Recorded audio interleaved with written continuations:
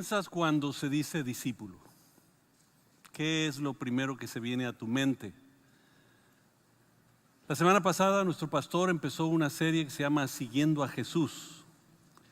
Pero cuando tú piensas en el discípulo, siempre nosotros tenemos en mente algo. Hoy vamos a usar mucho la Biblia, no escribí los pasajes completos en pantalla, por lo tanto quiero que abran sus Biblias, quiero que lo vean directo en la Biblia y abran sus Biblias a Lucas 14. Y déjenme comenzar presentando lo que está sucediendo aquí. Jesús está enseñando sobre la humildad. Y de hecho llega al momento donde le dice a los fariseos, el que se humilla será exaltado, pero el que se exalte será humillado.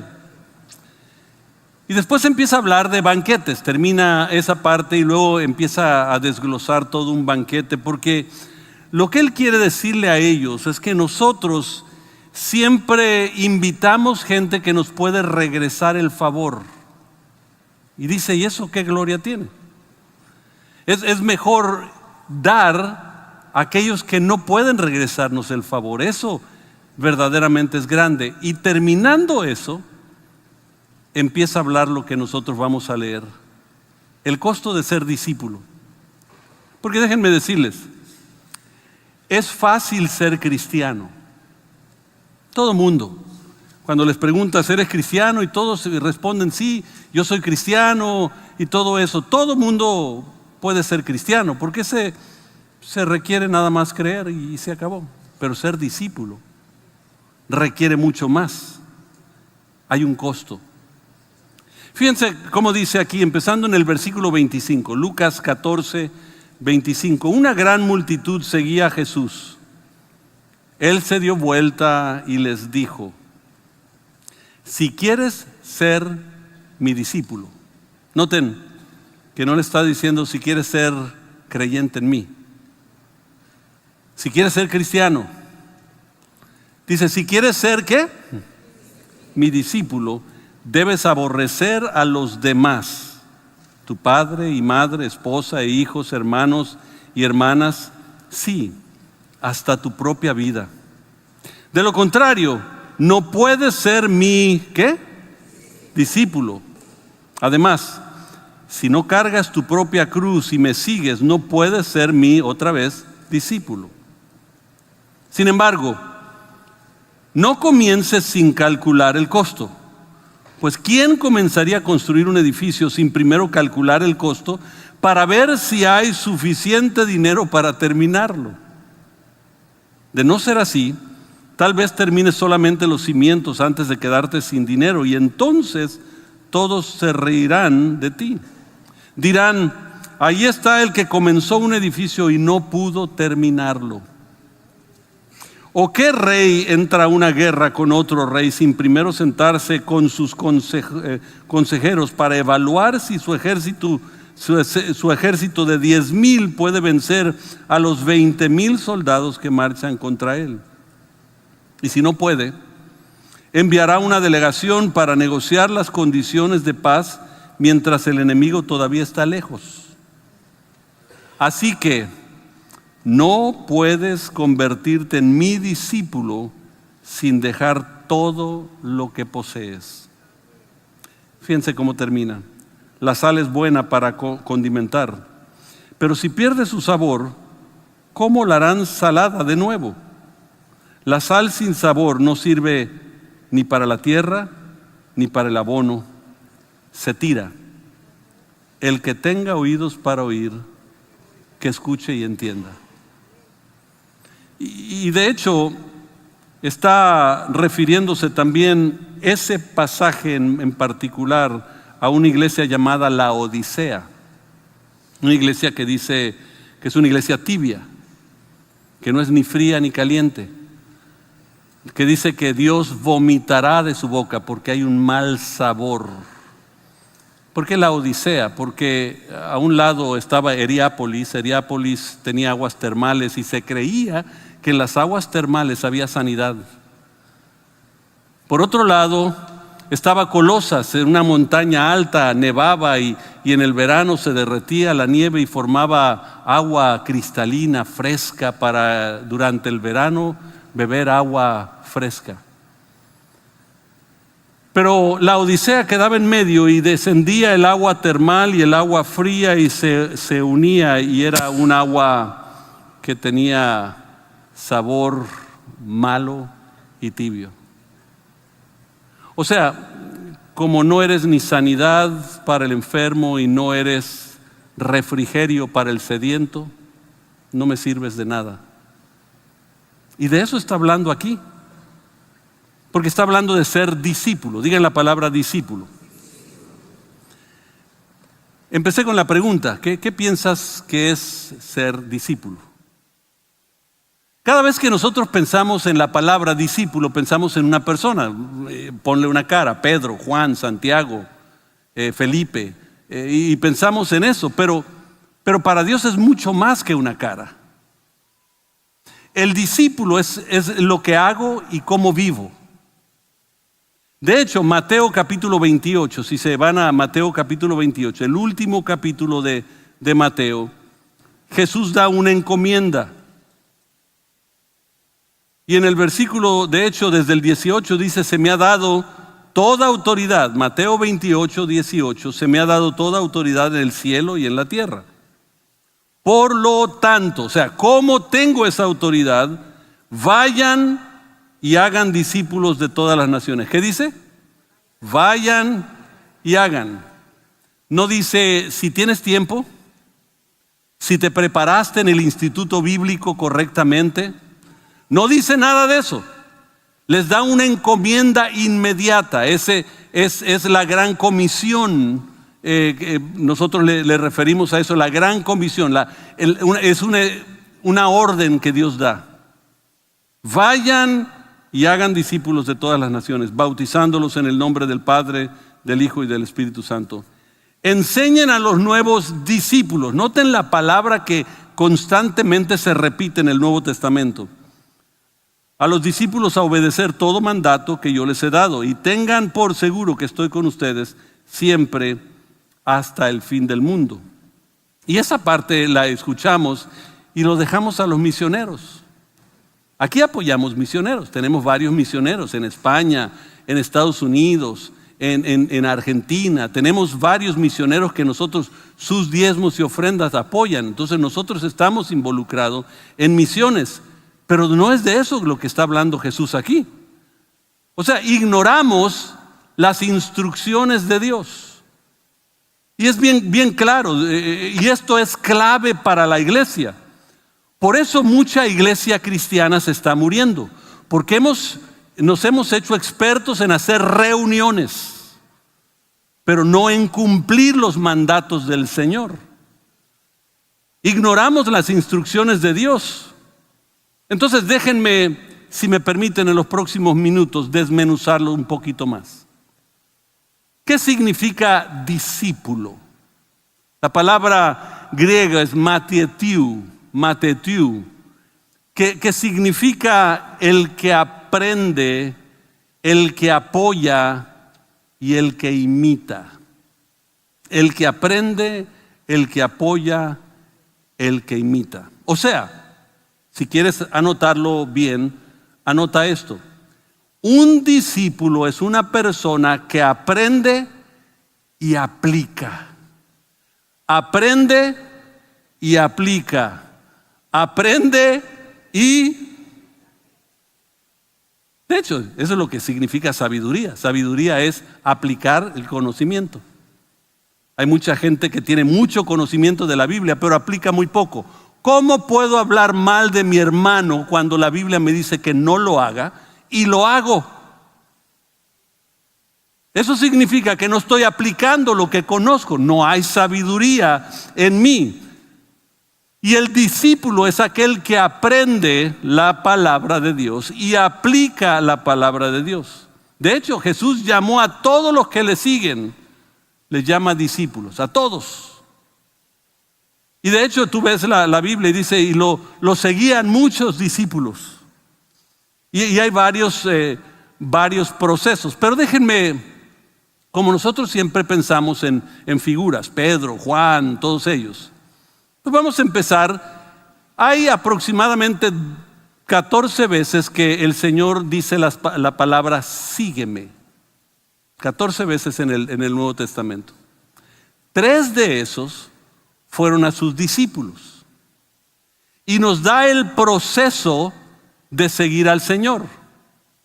Y vamos a ver, el primero lo vamos a encontrar en Juan capítulo 1. Váyanse a Juan capítulo 1 y vamos a leer desde el versículo 35 en adelante. Juan capítulo 1, versículo 35 en adelante. Y dice, al día siguiente Juan estaba otra vez ahí con 2 de sus discípulos. Al pasar Jesús, Juan lo miró y declaró, miren, he aquí el Cordero de Dios que quita el pecado del mundo. Cuando los 2 discípulos de Juan lo oyeron, siguieron a Jesús. Jesús miró a su alrededor y vio que lo seguían. Imagínense que él va caminando por el día y de pronto ve a la gente que lo va siguiendo, ¿no? Hoy en día pensaríamos, nos van a asaltar. Y noten qué hace Jesús. ¿Qué quieren? Y ellos le contestaron, Rabí, que significa maestro, ¿dónde te hospedas? ¿Dónde vives? ¿Dónde duermes? ¿De dónde eres? Quiero saber un poquito más de ti. Y noten Jesús, vengan y vean. Era como las 4 de la tarde cuando los acompañaron al lugar donde se hospedaba y se quedaron el resto del día con él. Andrés, hermano de Simón Pedro, era uno de los hombres que al oír lo que Juan dijo, siguieron a Jesús. Andrés fue a buscar a su hermano Simón y le dijo, hemos encontrado al Mesías, que significa Cristo. Luego Andrés llevó a Simón para que conociera a Jesús y Jesús miró fijamente a Simón y le dijo, tu nombre es Simón, hijo de Jonás, pero te llamarás Cefas, que significa Pedro. Al día siguiente Jesús decidió ir a Galilea y encontró a Felipe y le dijo, sígueme. ¿Qué le dijo? El proceso inicial del llamado de Jesús al decirte a ti, sígueme, tiene que ver con la salvación. Anota eso, por favor. El primer proceso es salvación. Aquí es donde te vas a dar cuenta quién es Jesús. La salvación es el paso inicial, el más importante, el que te da vida eterna, el reconocerlo como Señor y Salvador. Ese es el primer paso, pero no queda ahí. Por eso constantemente decimos, al Señor no le interesa, no es importante lo que has hecho, de dónde vienes, nada de eso. El que a mí viene no lo echo fuera. Venid a mí los que estéis cargados y cansados, yo les daré descanso. Él no le importa tu condición, Él quiere que ven a ver dónde vivo yo. Ese es el inicio, la salvación. Pero Dios no le importa tu condición para que llegara a Él, pero tan pronto estás con Él, ahora quiere transformarte. ¿Cómo lo hace? Es el segundo llamado que nosotros vamos a ver. Y lo encontramos, por segunda vez llama a sus discípulos en Lucas capítulo 5. Abran sus Biblias a Lucas capítulo 5 o su dispositivo móvil.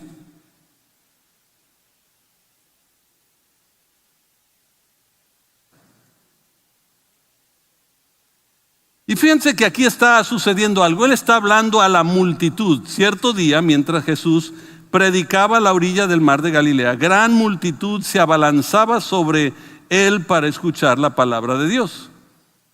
Jesús notó 2 barcas vacías en la orilla porque los pescadores le habían dejado mientras lavaban sus redes. Al subir a una de las barcas, Jesús pidió a Simón, el dueño de la barca, que la empujara al agua.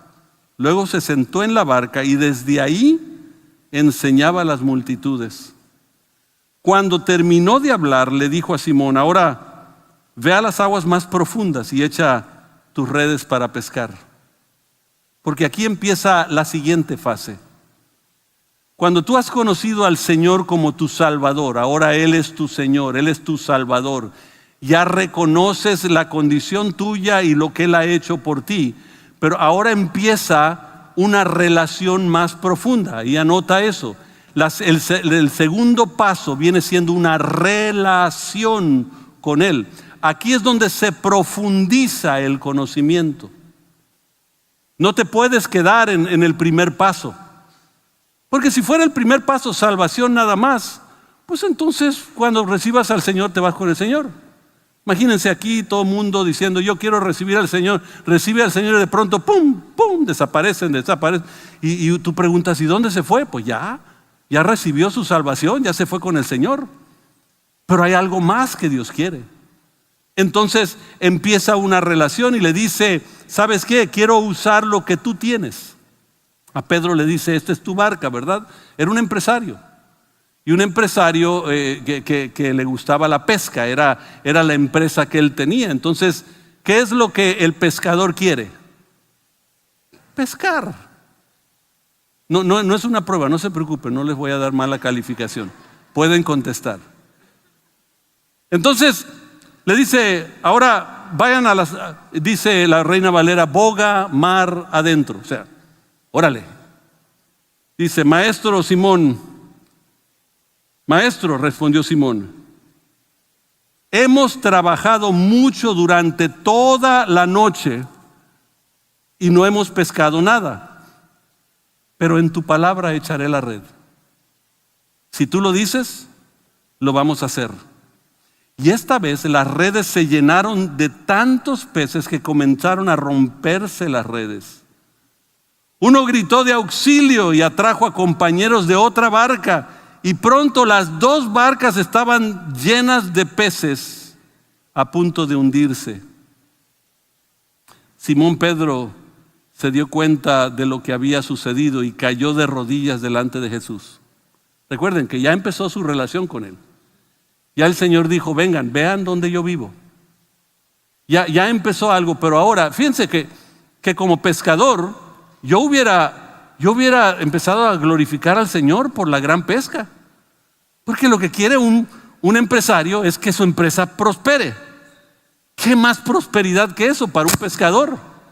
Está dando y está viniendo más y el Señor, gracias por la bendición. No, inmediatamente se postró de rodillas y dice, Señor, perdóname, soy un pecador. Se dio cuenta porque Dios quiere profundizar la relación contigo y muchos no quieren esa profundidad.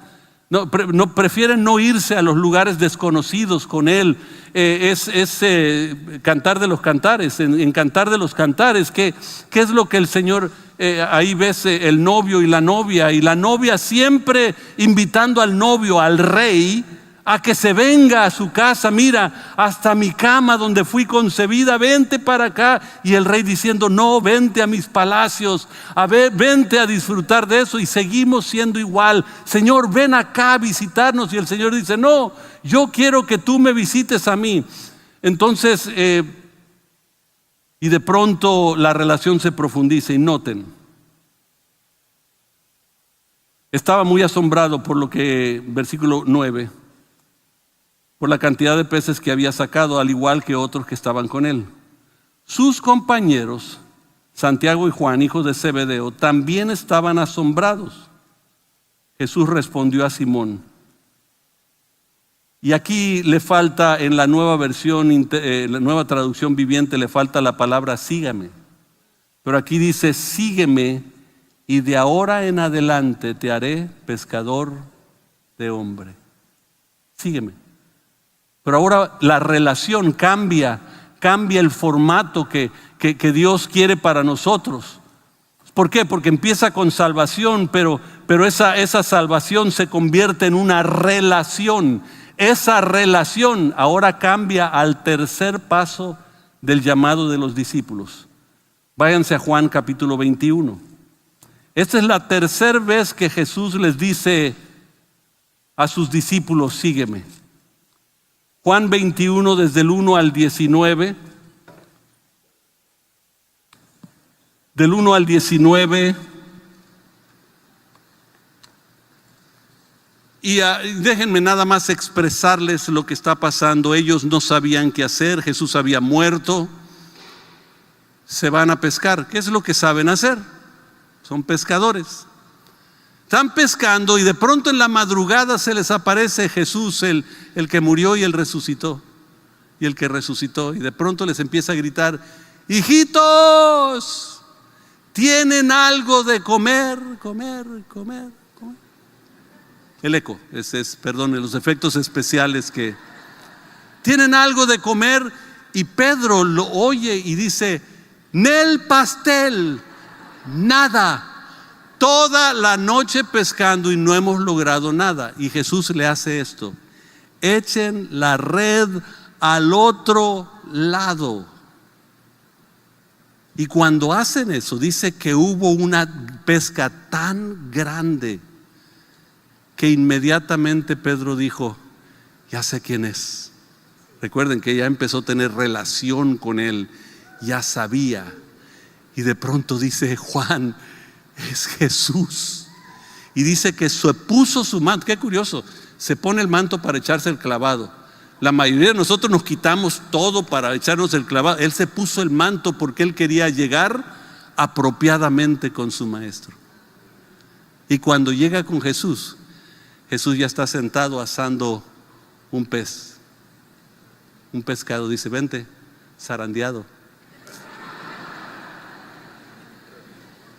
Y se pusieron a platicar. Y en la plática, noten el versículo 15, Juan 21, 15.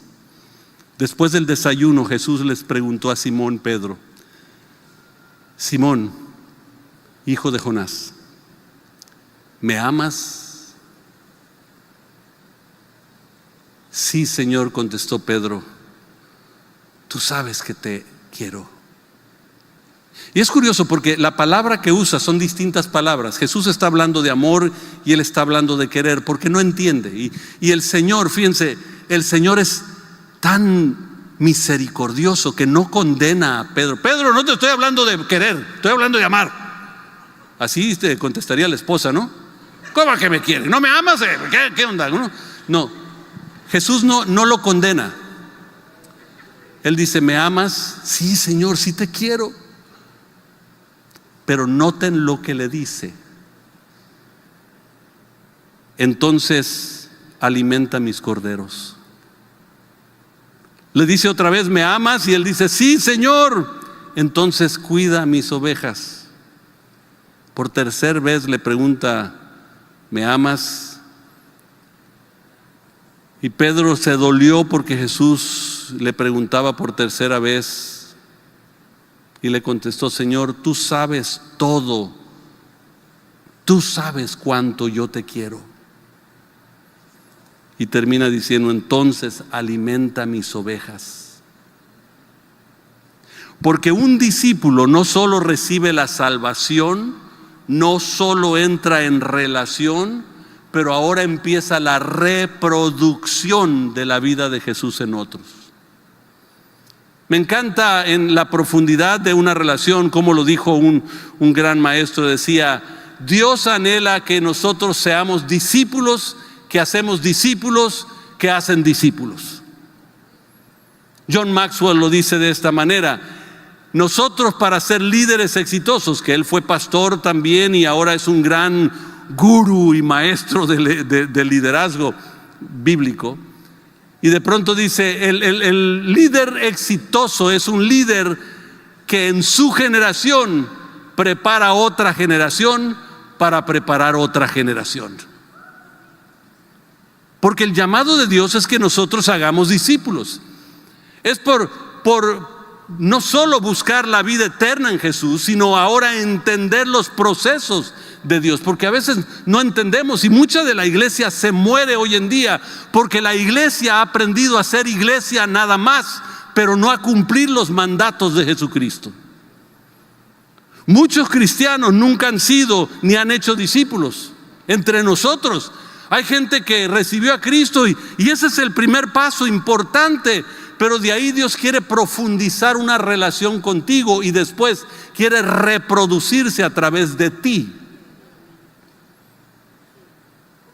Y cuando no entendemos, Juan capítulo 4, si quieres, Juan capítulo 6, perdón.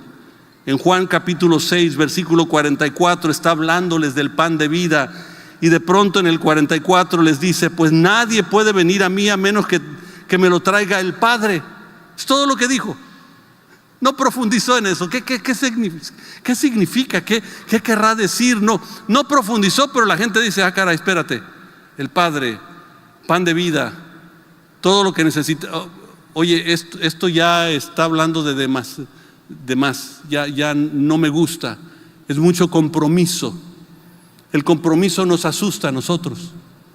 Pero la única manera que Tijuana puede cambiar es cuando los discípulos se levantan. Iglesias tenemos muchas, discípulos son pocos, que se levantan a cumplir el llamado de Dios. Y aquí estos, dice, noten el versículo 66, a partir de ese momento, muchos de sus discípulos se apartaron de él y lo abandonaron. Y eso es lo que a veces nos pasa. Nosotros preferimos venir aquí, cantar, levantar manos, llorar un poquito, dar mi diezmo, ofrenda, y ya me voy a casa, ya, tranquilo, todo eso. No, la vida cristiana no es para eso. Y de hecho el cristianismo por eso ha perdido su profundidad. El cristiano fue un término que los paganos le dieron a los discípulos de Jesús. Siempre la Biblia refiere a los discípulos como discípulos, nunca como cristianos. Hasta que los paganos dijeron, mira, ellos son imitadores de alguien. Aquí dice, lo empezaron a abandonar. Y miren, entonces Jesús mirando a los 12 le preguntó, ¿ustedes también me quieren abandonar? Y Simón Pedro le contestó, Señor, ¿a quién iremos si solo en ti hay palabras de vida eterna? O sea, muchos lo dejaron porque no están dispuestos al sacrificio que el discípulo requiere. Por eso váyanse ahora a Hechos capítulo 11, vámonos a Hechos capítulo 11. Y de pronto algo sucede aquí. Bernabé está en el panorama, Pablo ya recibió a Cristo, se llama Saulo, pero en el versículo 25 dice, después Bernabé siguió hasta Tarso para buscar a Saulo. Cuando lo encontró, noten lo que hizo. Ahí estaba él aprendiendo, creciendo, mejorando, ayudando, profundizando su relación. Pero llega Bernabé y dice, no, tú fuiste llamado a ser discípulo.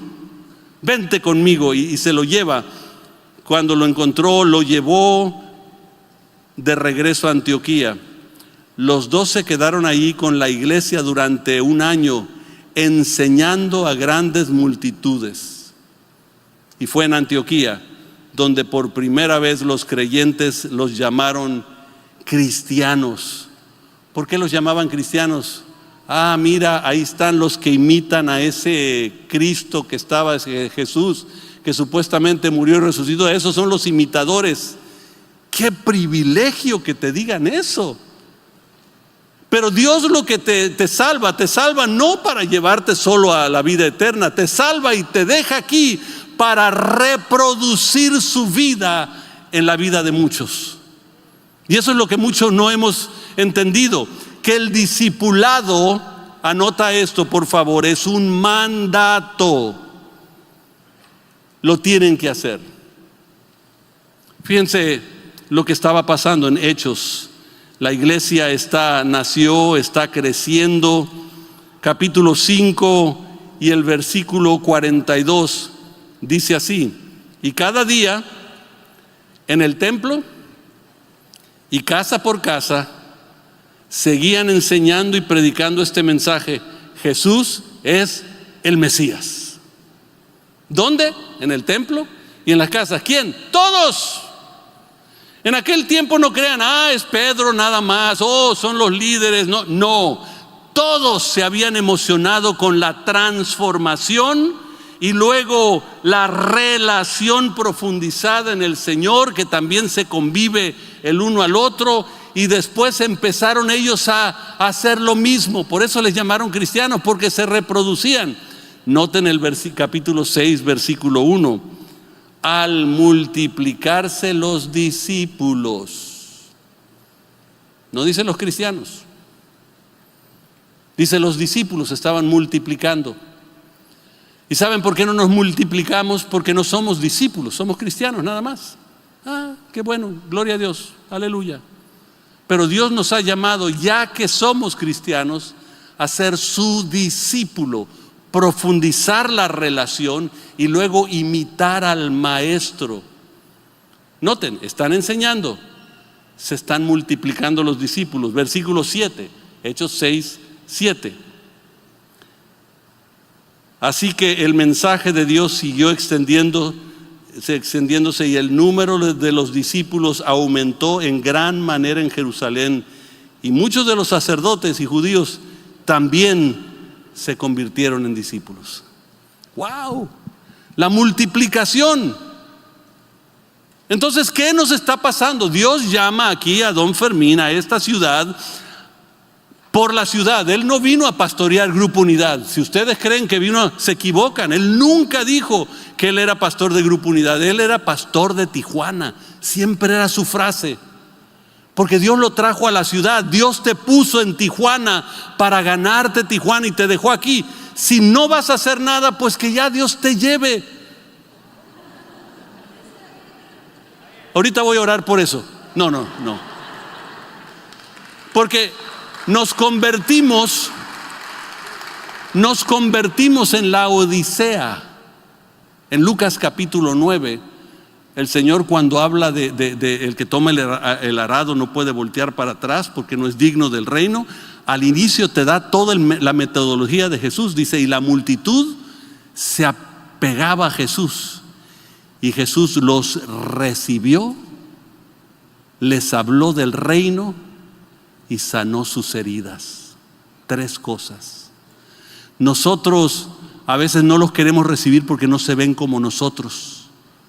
No les hablamos del reino, les hablamos de lo que yo creo que la iglesia hace, todo lo que es. Hablamos de todo menos con lo que un discípulo debe de hacer, hablar del reino. Él es la esperanza de gloria. Y de pronto ahora sanar sus heridas. Pero hay enemigos al ser discípulo.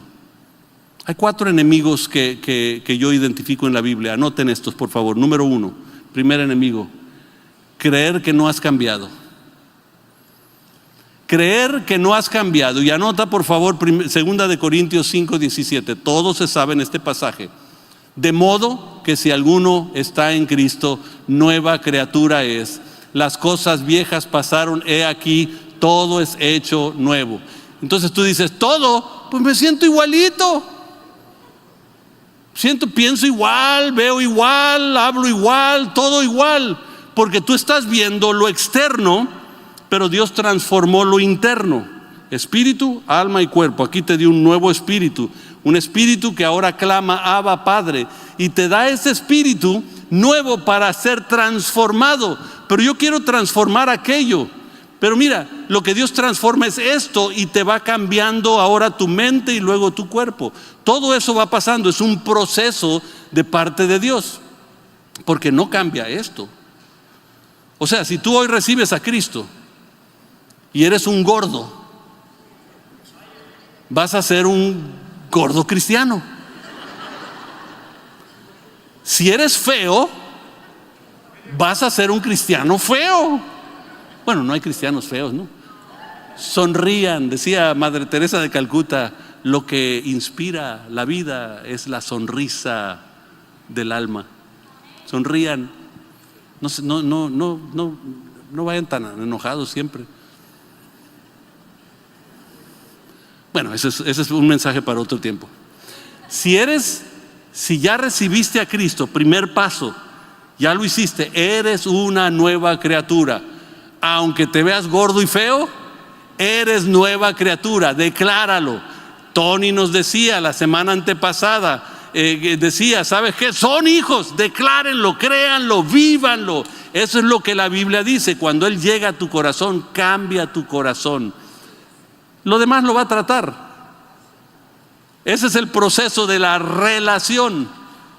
Y no cambia muchas veces las cosas porque nunca hemos tenido una relación con Él. Solo tenemos la salvación, pero la relación, es que me va a llevar al compromiso. hay que creer lo que Él ha hecho, pero también hay que seguir en obediencia. Ese es el primer enemigo, el creer que Dios no ha hecho nada. Segundo enemigo del discipulado y del discípulo es esto: no querer separarme del mundo. Lucas 14 lo estuvimos viendo. Pero ¿qué estamos hablando cuando hablamos del mundo? ¿Estamos hablando de separarme de mi familia, de todas las cosas? No. La oración de Jesús fue muy clara, pero esa a veces la ignoramos. No quiero que los saques del mundo, Señor, sino que los libres del mal. Que aprendan a vivir el fruto del Espíritu en medio de una sociedad convulsionada. Lo que más necesita ver el mundo es una presencia de Dios, que ellos pueden decir: ¡ah! Si es cristiano, porque se parece a aquel Señor que dio su vida en la cruz del Calvario. ¿Por qué? Porque ¿cómo puede ser que hay cristianos que todavía tienen rencores contra alguien? ¿Cómo puede ser eso? Si la Biblia nos dice que debemos de perdonar, no da una sugerencia. ¿Cómo puede ser que hay personas que, bueno, es que el amor se me acabó? ¿Cómo puede ser que el amor se te acabó? Si la Biblia no te dice que el amor se acaba, que el amor se hace, es una demanda de Dios.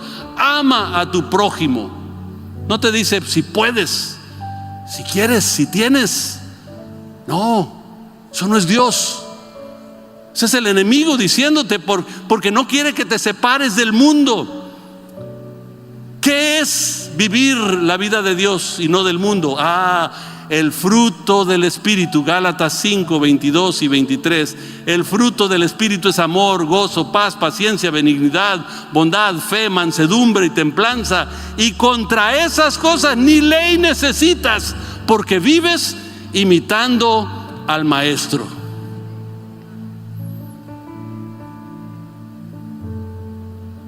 No podemos vivir como los del mundo. Lo que más impactó en el libro de los Hechos al resto del mundo fue cómo ellos se cuidaban unos a otros, cómo se amaban unos a otros. Y lo va a hacer en tu empresa, en la calle, en esos lugares es donde se tiene que ver. Aquí, todos se ven santísimos, o sea, parece que van a volar todos de aquí. Pero aquí no es donde se vive la santidad, se vive allá afuera, en medio de todo el caos, que puedas vivir la paz de Dios que sobrepasa todo entendimiento. Enemigo número 3, ya casi termino. Y de hecho voy a terminar a tiempo esta vez. Gloria a Dios. Díganle al pastor para que me dé una recompensa. La falta de disciplina en nosotros. Somos un pueblo indisciplinado. Y voy a hablar del mexicano porque soy mexicano y vivo en México. Nosotros como mexicanos somos pueblo indisciplinado. Es un proceso de empezar a darle a Dios el control en todo. Dice: despójate del viejo hombre. Yo estoy queriendo: Señor, cámbiame. Y el Señor dice: ya te di las herramientas. Cambia tu manera de pensar. Te está diciendo a ti y te da las herramientas en su palabra para cambiar, para hacer los cambios. Pero la falta de disciplina. Hay gente aquí que no lee la Biblia. Y hay que dice: es que me dijeron que tengo que leer en un año la Biblia. No. Lee la Biblia. No importa si la lees en 1 año o 3 años. Lee la Biblia, porque hay ocasiones donde vas a empezar a leer y un pasaje te impacta. Y ese día estás repitiendo el pasaje y estás llegando a notar algo, porque lo importante es la disciplina. Varones, esa disciplina es la que impacta a nuestros hijos. Cuando ellos te ven sentados leyendo la Biblia y te preguntan: papá, ¿por qué lees eso? ¿Por qué no lees una novela? Al rato leo la novela, pero mira lo que estoy leyendo ahorita, que está cambiando mi vida. Entonces necesitamos, ¿cuál es tu lugar de irte a descansar y disciplinarte? Nada más Escoge, levántate 5 minutos antes, o 10 minutos, o 30 minutos. Empieza con algo, pero empieza a disciplinarte, a sentarte y a decir: Señor, quiero pasar tiempo contigo. Número 4.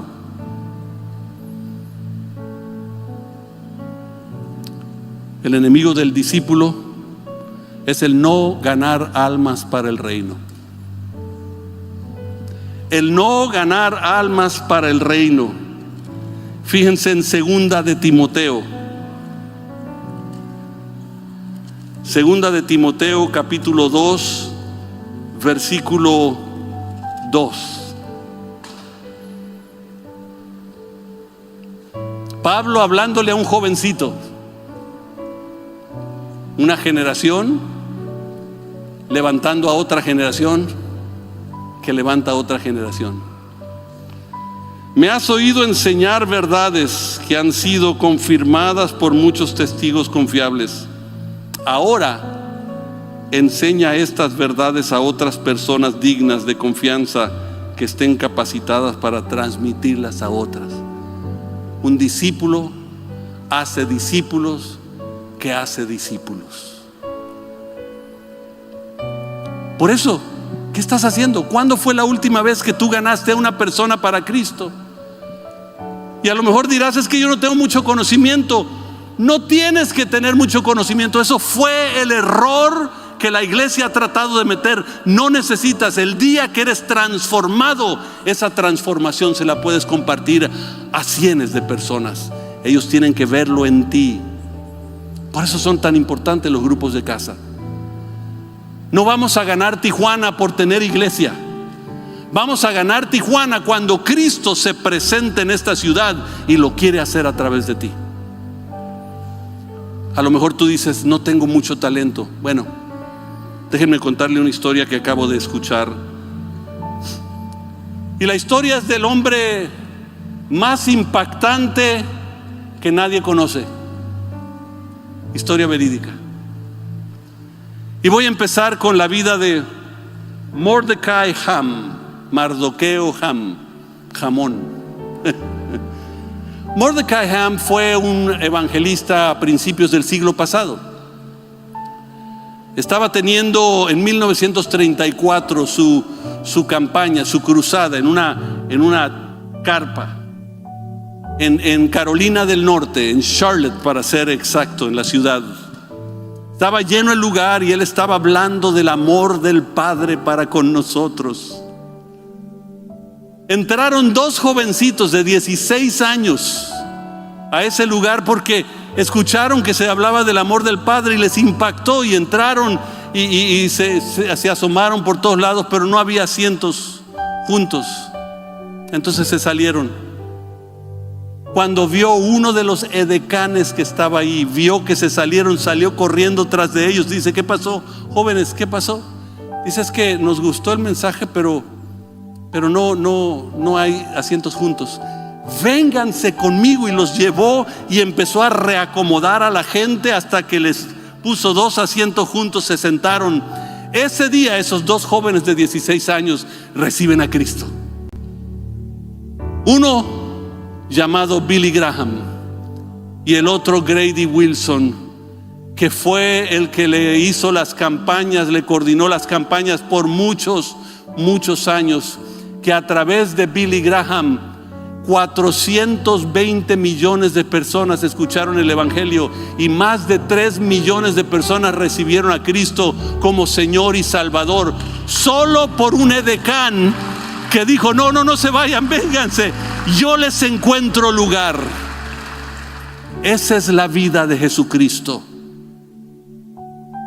Porque uno va a sembrar, otro va a regar, pero el crecimiento lo va a dar el Espíritu Santo.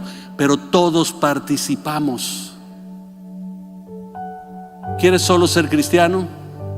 Sigue, eres bienvenido aquí en este lugar. Pero Dios quiere transformar Tijuana y necesita verdaderos discípulos comprometidos a entregar todo. Padre Celestial, te damos gracias por tu amor, tu misericordia. Y si hay personas aquí que hoy no te conocen, Señor, que puedan abrir su corazón a ti. Si tú estás aquí o me estás viendo en pantalla y nunca habías recibido a Cristo como Señor y Salvador, ese es el primer paso. Haz esta oración conmigo. Digan todos para ayudar al que lo va a hacer por primera vez. Señor Jesús, abro mi corazón para recibirte a ti como Señor, como Salvador, en el nombre de Jesús. Amén. Si hiciste esa oración por primera vez, estás aquí, nunca habías hecho esa oración, pero hoy lo hiciste, levanta tu mano ahí donde estás, nada más para reconocerte. Donde estés, gracias, gracias. Alguien más, gracias, gracias. Puestos de pie. Si no has abierto tu casa, el discípulo se multiplica. Un discípulo haciendo discípulos que hace discípulos. Padres, empecemos a impactar nuestra siguiente generación, porque son la generación que va a mover el mundo, y nosotros tenemos la gran oportunidad de prepararlos para ser verdaderos discípulos. Que esta semana sea una semana llena de bendición. Que todo lo que hagas, lo que digas, lo que toques, lugar que pise la planta de tu pie sea prosperado en abundancia en el nombre poderoso y glorioso de Jesucristo. Que el Señor les acompañe y les guíe, haga resplandecer su rostro sobre ustedes, tenga de ustedes misericordia y ponga en ustedes paz. Al salir de este lugar, hay personas aquí que quieren orar por tu necesidad. Ámense unos a otros. Que Dios les bendiga.